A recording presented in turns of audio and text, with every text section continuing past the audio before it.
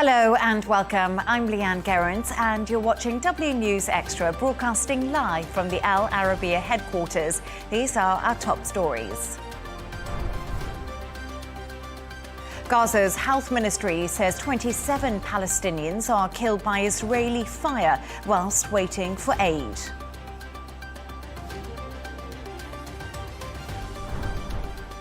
The US say talks between President Donald Trump and Chinese leader Xi Jinping are expected to take place this week. And German and Portuguese police begin a new search for missing British toddler Madeleine McCann.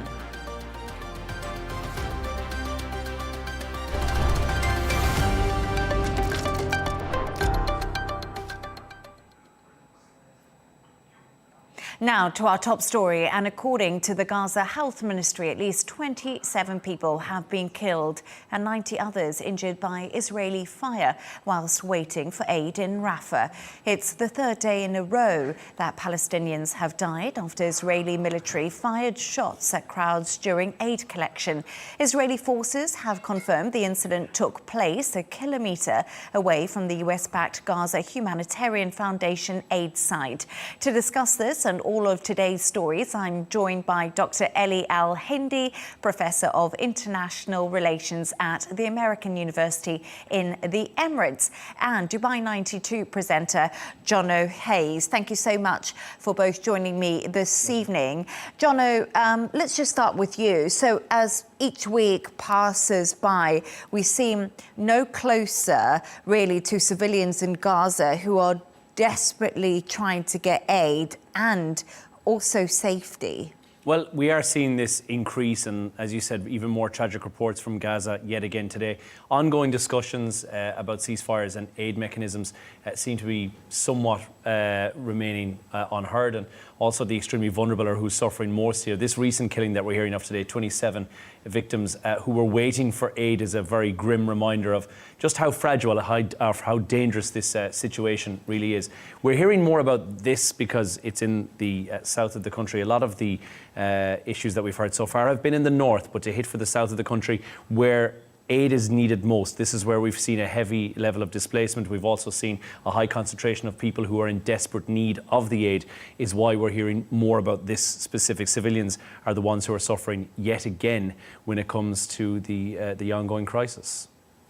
And Dr. Elie, UN Secretary General has called for an independent investigation into the killing of Palestinians near an aid distribution centre in Gaza. As we said, third day that this has happened. Sure. There's something that we're seeing on a regular basis now. But do you honestly think this is enough right now for the people who need food and are in desperate need? Definitely not enough. Condemnation is not enough, but also practically what's happening in Gaza, as we've said over and over again, is not feasible. What the Israelis are hoping to do with that organization, the Gaza Humanitarian Foundation, is simply not feasible. The whole infrastructure is not there. The whole setup is not there, and then you are doing it by force, by military force, putting people in queues between bars and then moving them from the north all the way to the south to get the aid and so on. It's all fueled by political tension. On the other hand, you have people who are hungry, who are desperate, who are waiting for this package to save the livelihood of their children. It simply cannot be done like that. Now, what can the UN do? Unfortunately, the UN Secretary General can only condemn, but also he can do all the diplomatic work with other countries. We've seen other countries starting to move on, really putting pressure on Israel to change the way it's approaching all of that. But we have to see how much Israel can take the pressure and start to actually think about other alternatives on how to deliver and how frequently to deliver the aid that is coming into Gaza. Otherwise, it's going to continue like that. And you know what I found interesting? I spoke to someone from UNRWA a little bit earlier who was on the show, and they said they expected this to happen with this new Gaza Humanitarian Foundation because it's, they had 400 aid centres there and they technically knew how to run these aid centres. And right now there's 4 distribution points and they've been run by a military service in some Exactly. respects. So this is where the difficulty is coming in. People without the knowledge are on the ground. Well, the GHF have already suffered with stand-downs in the leadership of GHF, as we spoke about a couple of weeks ago. They've already suffered a few times. So it's already on a precipice of something, either of collapse, but it's certainly not providing the aid that is required. And that is something we've said before. They have a job to do.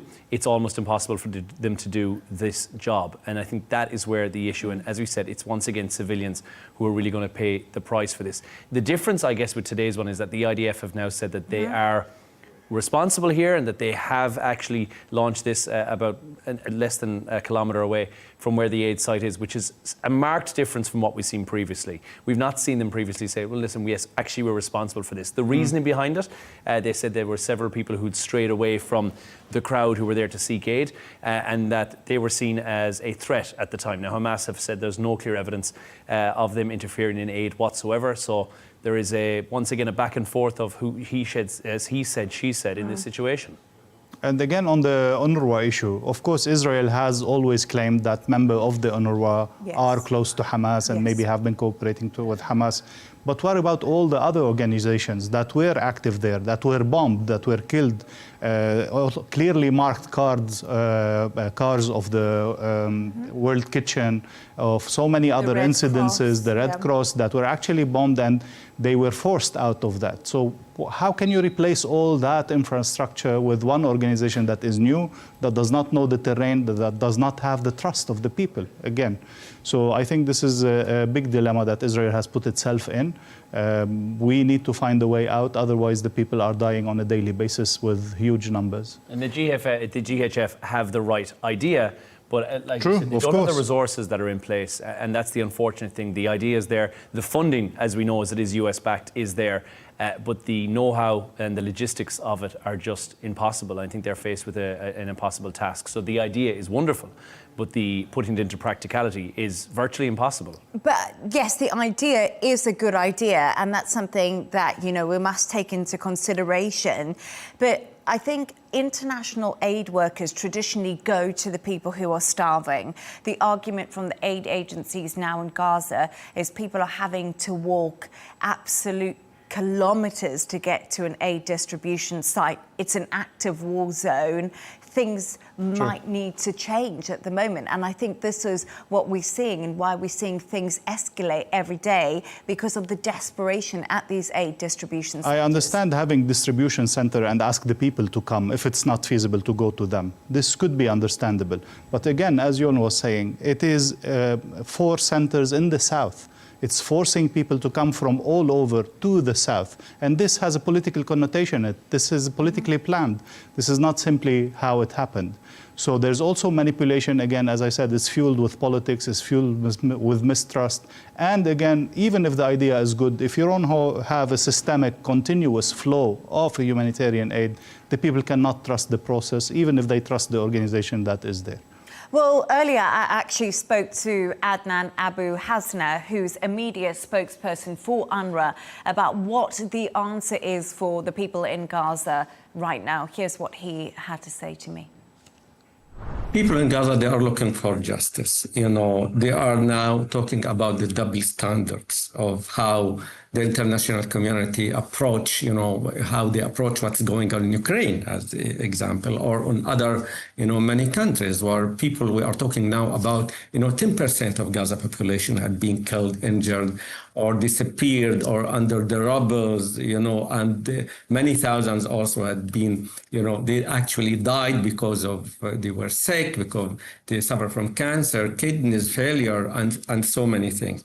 So 10% of any country, if Gaza, counted 10 million, as example, we will be talking now about 1 million people that had been killed and injured inside Gaza. It is the highest number, since decades, actually. We don't hear about, after the Second World War. So there's still hope that one day, maybe it will be very close, maybe the intervention of President Trump or the regional Arab, powers like Qatar, Egypt, and the EU, as example, are exerting huge pressure now in Israel they hope that at the end they will succeed to get something out of that.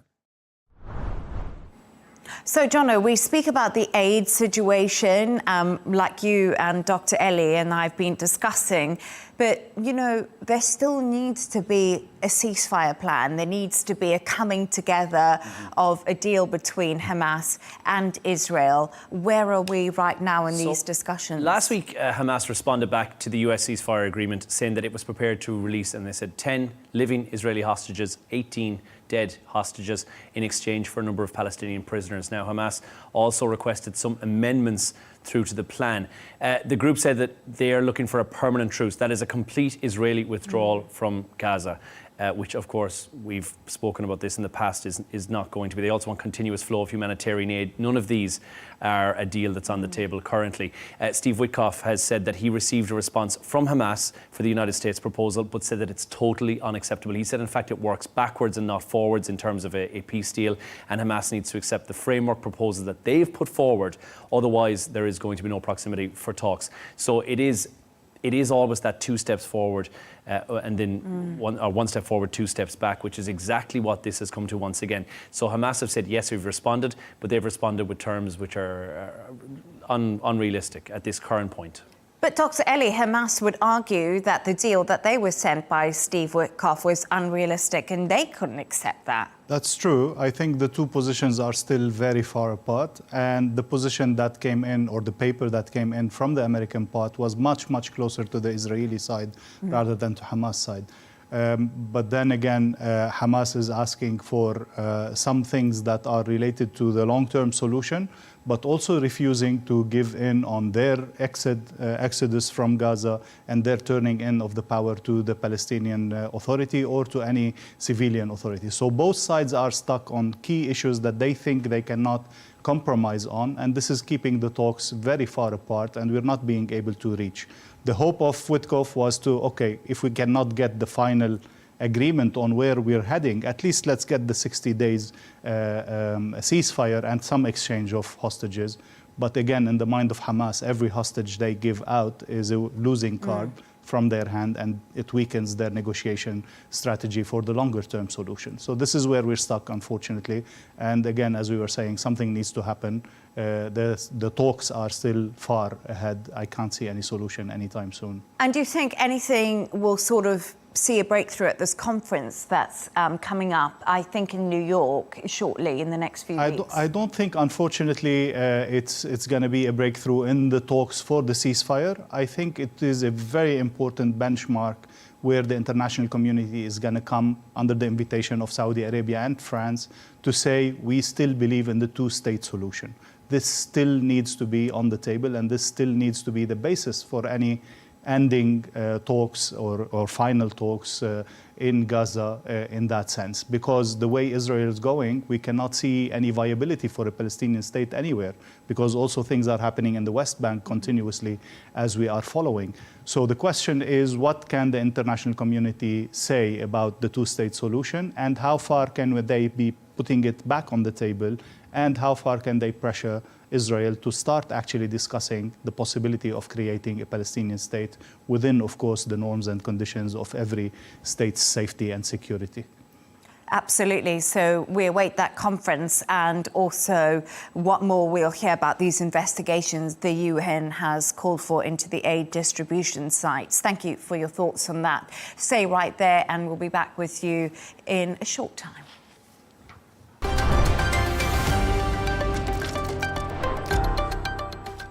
To another story now. The USA talks between President Donald Trump and Chinese leader Xi Jinping to try and iron out simmering tensions are expected to take place this week. But there's been no confirmation from China on whether they'll actually go ahead. The two sides have traded accusations that each have violated the terms of a tariff truce reached last month, fueling fears they might harden their positions once again. Patrick Falk reports. Well, the sort of language that's being used to describe this potential call gives the suggestion that it may not in fact happen at all. White House Press Secretary Caroline Leavitt has said that she can confirm the two leaders will likely talk this week, but she hasn't said when and didn't guarantee that any call would take place either. And there's been no comment from the Chinese embassy in Washington whatsoever. It's difficult to see what might be achieved from a discussion in any case, given souring developments in recent days. Washington and Beijing have both accused one another of violating the terms of a truce, which brought down tariffs from astronomical highs previously. The main sticking point for the US is critical minerals.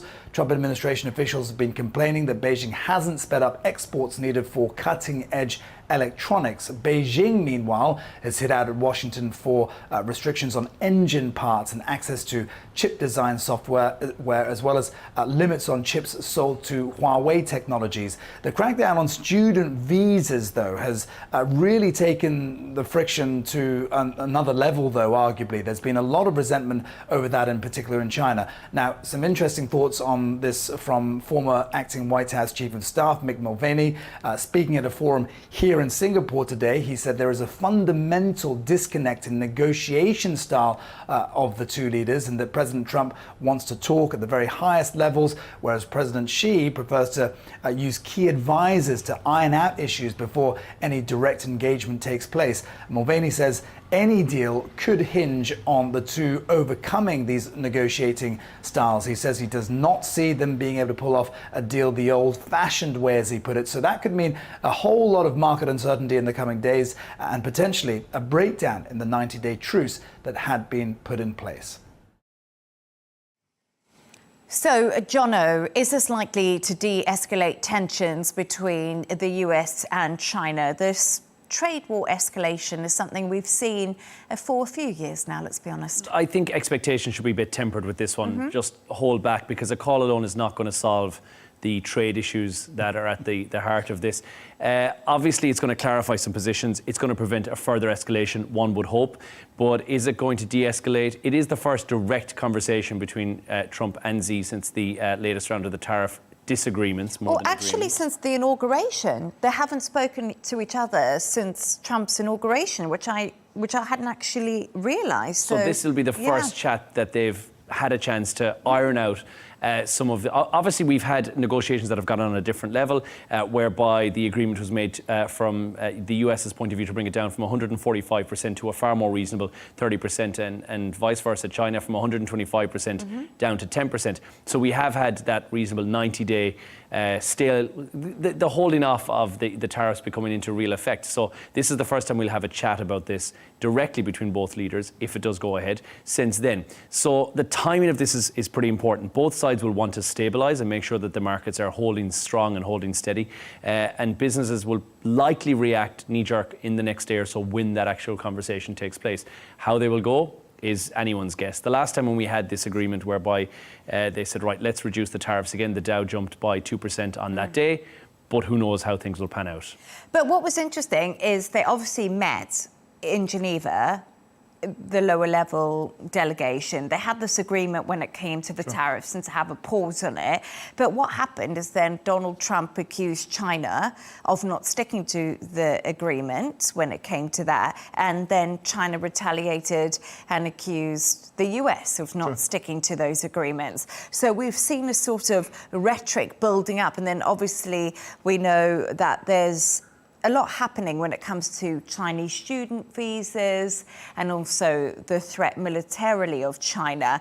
So I wonder if this renewed focus and phone call can put other things into perspective too, Dr. Elie. First, let's say it's the hope that, Trump's hope that with a phone call I can solve everything. Or is it the hope that kills us? I don't think this is a kind of issues that, as Jono was saying, can be solved with a simple phone call, especially not with Trump's approach to things. The Chinese have a completely different approach to things, very much more holistic approach to things. And this is where the speaking about China's military threat to Taiwan, this is where the whole issue of the internal students in the US, and all of that is coming into play. For both players, it is much more than tariffs. Tariffs is just one piece of the puzzle. It is actually a competition between the two major powers of the world that has every aspect in it: the political, the alliances, the economic, the military, the strategic. All of these come into play. And hopefully, at least the economy will not fuel that out. This is what we're hoping for. But definitely all other things are at play. Concerning the Chinese student, it's a big debatable of how Trump is approaching all things. But then again, we know for a fact that Chinese students around the world, but mostly in the USA, have brought back knowledge that was enabling China to increase significantly in the technology and all the different aspects. So maybe a point for Trump there. But again, how do you approach the whole thing? And how do you make of this competition not explode into something that is catastrophic for both countries and maybe for the world? And I think that's what he'll want to avoid in any conversation that he has. We'll see something similar at play to what we saw with the UK trade deal. He will want to take the win for the US.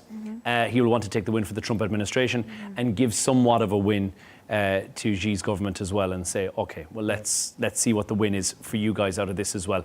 But for sure, and this has been the rhetoric of this administration, there will be a win that Trump will take away from this, and he will see it. He said it's a long game. We've known this since the tariffs were brought in.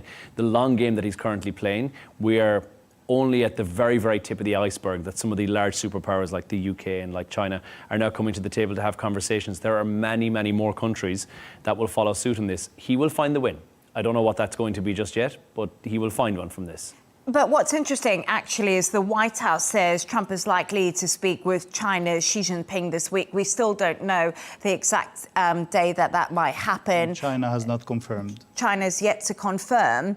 But the Treasury Secretary, Scott Bessent, actually says that he really thinks that things can be ironed out. And it's important that it's not just a handshake. So it's important that we actually have something material agreed here. Because, you know, as you said, the world's two largest economies, it really affects the whole global economic system if they are at sort of loggerheads with each other, let's be honest. They both need a win on this situation, and they both need to come to an agreement which is feasible for both moving forward. We may not see the rollback to the previous agreement of the 10 and 25% respectively, but I think they'll find a common ground and discover where they can make amends on this situation. But as you said, Dr. Elie, so many other issues are at play here as well. There are many other facets to this conversation that really is not going to be, unless it's face-to-face, a lot of things are not going to be solved by just this tariff agreement. And again, leaders would actually seal off the deal after all discussion have taken place, after all things have been done.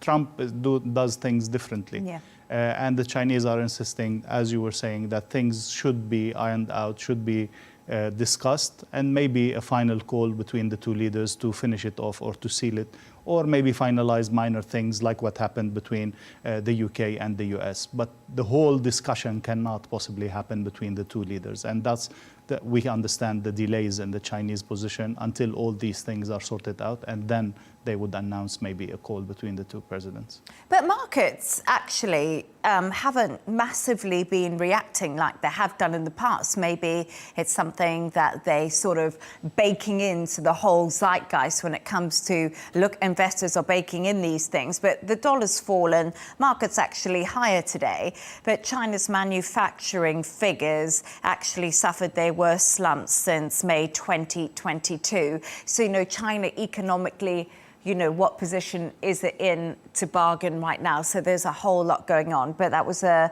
really interesting conversation. And hopefully that phone call will happen this week. Let's just wait and see. But obviously the White House has said it's likely to happen. Now let's move on to our next story. And a new police search for British toddler Madeleine McCann has begun in Portugal today. Portuguese and German authorities say they are covering the town of Lagos near Praia de Luz in the Algarve. Madeleine was 3 years old when she disappeared from an apartment complex in the area during a family holiday back in 2007, becoming one of the most famous unsolved missing persons case. Jono, let's start with you. Now, what's the latest on this new search, and why is that why is it happening right now? What's going on? So we haven't had a search of a large magnitude in the Madeleine McCann case since 2023, but the reason behind this now is that the chief suspect, who we've heard about, who's been detained in Germany, who is Christian Bruckner, is due for release at the end of this year. There's no confirmed reports of this, but it seems that they may be attempting to try and make a last-ditch effort to get some evidence that would retain him in prison longer or have him extradited back to Portugal to face charges for the disappearance of Madeleine McCann. There's a cottage that has been used previously by the suspect, which is relatively close to the area of Lagos and Praia da Luz, which is where they're currently searching, which is very close to the land between the McCann's holiday home and also where this cottage lies, which is previously searched area. Now, this cottage did not just come to light recently, it has been previously searched. What we know now is that the authorities, both German and Portuguese police, are taking in ground searching radars, which allow them to go down 15 metres deeper into the ground to find out if there's any evidence which could be uncovered. This case really makes a reoccurrence to the headlines once or twice every year, and it seems that now is its time. The renewed efforts to try and get evidence against Christian Bruckner, the key suspect, is the important thing that both the German and the Portuguese authorities want to achieve here. Will they do that? We'll have to wait and see. There's 21 plots of land which they're going to now examine, and you can be sure it'll be an inch-by-inch examination. There is no further information that we're aware of or that has been released to the public which would lead them to this investigation, but one would expect that something must have come to light recently that indicates that they need to go back and search this area once again. And Dr. Elie, as you know, Jono just mentioned, it appears to be a race against time to charge Christian B, the main suspect in the Madeleine McCann case. But we must know that he hasn't actually been accused of anything when it comes to Madeleine McCann. So it's kind of consequential evidence they're looking at rather than concrete evidence at the moment. That's true, although the Portugal police has declared him as a suspect, as formal suspect. But still no direct accusation, no indictment in that case. And we are still searching, or the police is still searching in that sense. Definitely racing against time before he is released. But then I think this is where the media is pulled in. This is where the momentum is pulled in. But then if you discover something after a year, even if he is released, I think he can be still prosecuted simply to the crimes that he's done. But I guess it's, again, how much you can invest into money into the case, how much effort you can put into the case. 3 countries have been involved several years, more than almost 2 decades about the crime. So how long can you keep going? This is where the whole issue is. So I think the police is grasping the last momentum that they have to try to give it the last push before at least the funding and the support for a continuous search is lost. And at the end of the day, this is still a missing person case. There is no body, and this is still a lot of money and a lot of resources that have been spent into a missing persons case. And the crux they're hanging this on for Christian Bruckner's point of view is that he is a convicted rapist who was in the area close by to where Madeleine McCann disappeared from. And the final one is the ping from his mobile phone in the hours before and after Madeleine McCann's disappearance. So all of this, for sure, if you were going to court, there's no DA, I think, worldwide who would probably say this is enough evidence to take this case to court. So they need to find some solid evidence to pin this, be it on Christian Bruckner or somebody else. Otherwise, I think this case will once again go cold, and until something comes to the surface or comes to light again in another 2 or 3 years down the line and we'll go back to searching another area, we'll end up just saying it was another dead end, which would be unfortunate, but it may be the way it goes. You were sharing with us the amount of money that was allocated, more than 30 million? Or? 15 million was the initial amount, I think, that was allocated to this search. I think they almost doubled that, and that's not taking into consideration that Gerry and Kate McCann themselves, the parents, had raised an astronomical amount of money to continue this search, aside from the amount of money that's been put in from the Metropolitan Police, which was also, I believe, 13 million. 13 million British pounds, I believe, Yep. So extra on top of that as well. And there's the resources, as we say, of Germany, of Portugal, of the UK being spent on this, as well as the crowdfunding which has been used from the parents' point of view. a lot of money has been spent in 18 years into this missing person case. So, But then every missing person deserves that much attention and effort. But why this case is taking more than all other missing children around the world and in Europe specifically, which are in huge numbers, this also gets back to the momentum, to the background of the family, to the support, to the media attention that was given, all of that. I don't know, but, you know, I actually also wonder that a lot of the time.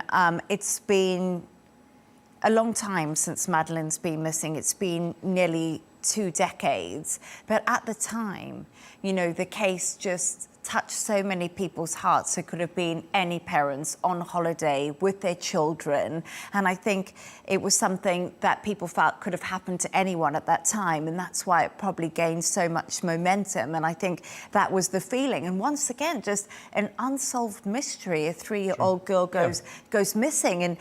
And after years and years and money and investigations, there just seems to be nothing. no, and the human psyche, it played into that element of, like you say, your child could be the next. Yes. And I think it was every parent's worst nightmare coming true, and this is the last thing that you want to experience. But then this applies to every missing child case, almost. Of course. And I think that, and the McCanns were very fortunate in the fact that they were the picture-perfect poster family for a missing person case, and it was easy for them to get the publicity because they were doctors and they were from an upmarket family. And I think it had everything. It had all of the elements together for what I would say would be a perfect Netflix show. And in the time when there was not that level of exposure for events like this 18 years ago, it just had everything. And therefore the media, I think, had a frenzy with that. But had it been any other case by now, I think it would have gone cold and that would have been it. But think about it. Madeleine McCann today would be 22 years old. Amazing. Like, that is a 3-year-old who's gone missing. She's now a fully grown woman in many senses. We don't know what's happened to her, but 22 years old, none of us could have ever imagined that we would still be talking about this case 18 years on in lots of respects. And I think that, you know, it will always remain this mystery that so many people want to solve. And actually, earlier I spoke to senior global reporter for the Mail Online, Nick Pisa, and here's what he said about whether or not police have solid evidence on Christian Bruckner. Christian Bruckner, who police in 2020 in Germany named as the prime suspect for the abduction and murder of Madeleine McCann, he is actually serving a 7-year jail sentence for rape. He was convicted of raping an elderly US woman who lived here locally in Praia de Luz, and he was convicted in 2019. And he is eligible for release at the moment, but he's been kept in for various reasons while pending the police investigation and other crimes that he was convicted of, minor misdemeanors, while he was in jail. But now that clock is ticking, as you say, and come September, he will be freed from his sentence. There is the possibility that he could actually remain in jail until January 2026, because I spoke to the prosecutor a little earlier this afternoon, and he told me that there is the question of an outstanding €1,500 fine. As I said, there's a lot of circumstantial evidence. Whilst he was back in Germany a few years ago, they found CD hard disks and USB sticks on which there was paedophile material on them, and there is some suggestion that perhaps there is data on that information that links specifically to this area of scrubland near Praia de Luz where they are searching. So, Jono, he was just speaking to me there, Nick Pisa. He's actually on site at the moment. He's exactly where that search is happening. He explained it's a vast area and new technology is being used. But once again, no solid leads when it came to Christian B. So Friday, not many days for it to happen. But I wonder what we could see. No, I mean, the last time we had a search was 2023, and I said that was a lake at the time, so a bit more tricky to do that. 21 plots of land. They said they will have them all covered in advance of it wrapping up on Friday. There may not be any great breakthrough on this, and the authorities have not shared what information they've been given in order to bring this to the fore once again. So I don't foresee any breakthrough, and I just see this being brought back to the limelight once again. And again, harrowing for everyone who's been involved in the case to have to once again go through it. And on the human level, really, Dr. Elie, Gerry and Kate McCann, the parents of Madeleine McCann, she also had twin siblings. Like we said, nearly 2 decades of this anguish to find their daughter. They've not given up.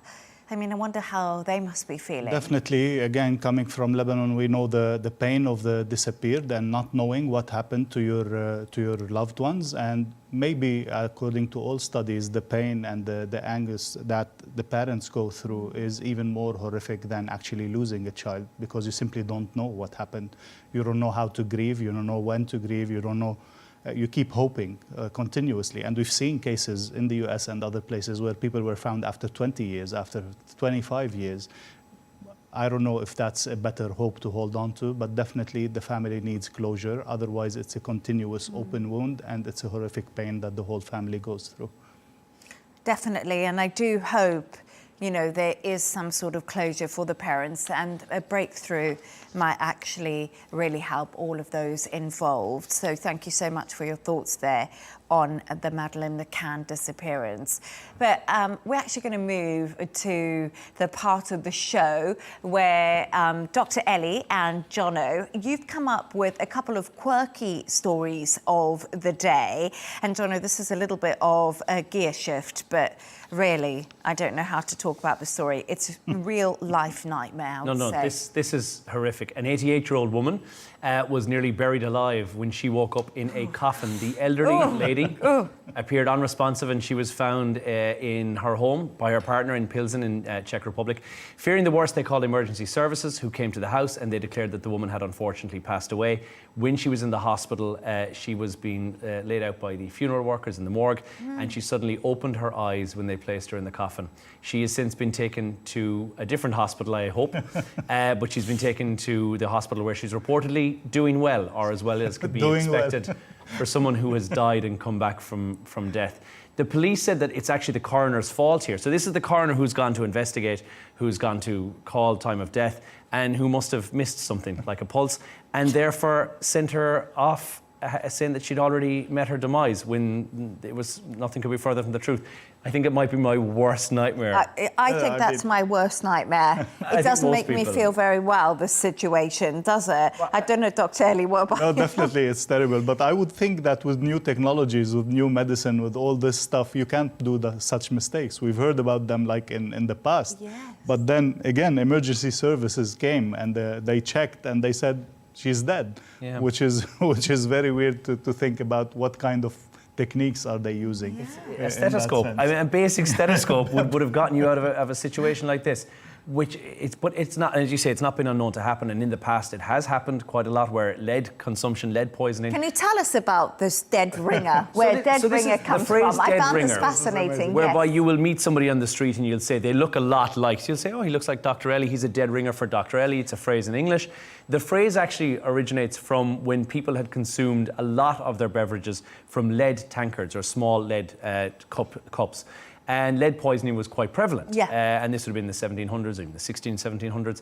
And so people would be almost clinically dead, but not actually dead. So what would happen is, when they were laid to rest and put in a coffin, there would be a small pipe that would come from the coffin that would go to a bell that was on top of your grave. Now, they would place a piece of string on your toe, the toe of the corpse. And the idea was that if overnight, at any point, you'd woke up, your toes would move because you were frantically trying to get oxygen inside in a coffin, and you would be classed as a dead ringer. And it was someone's job to listen in the graveyard in case anybody did wake up. And it was known to happen now and again, not that often, but it was known to happen. And therefore they would exhume you immediately from the ground and you would be fine. But in the unlikely chance, if it didn't happen, which more often than not it didn't happen, they would just remove the pipe and then fill back in the coffin, which is the phrase dead ringer. So it's not unlikely, but it's 2025 and we are far more advanced, and lead poisoning doesn't happen as much anymore. Definitely the worst nightmare. I just feel absolutely terrified, you know. I don't know, maybe I will... not sleep soundly tonight. Yeah, not sleep soundly. I think that must be a lot of people's irrational fear, being buried alive. But Dr. Elie, let's move on to yours, because I don't know what to say about this situation, but I don't know if it's about the dark side of winning the lottery. Maybe let's put it that way. Dark side about winning the lottery or dark side about choosing a bad partner? I don't know.